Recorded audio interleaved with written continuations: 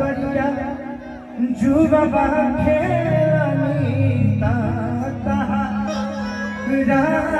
के हार गईनी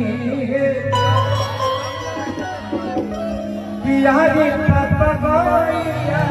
भैंसिया कहे नहानीता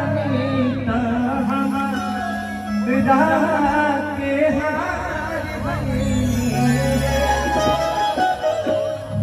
किया हो बेटी गाइया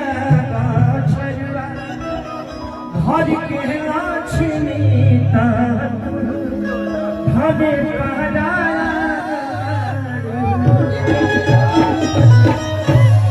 लोग कहते हैं कि एक बेटी का कन्यादान देने से इंसान को मुक्ति मिलती है। किसी अभी तक इनकी बेटी नहीं हुई, दोनों भाई की अब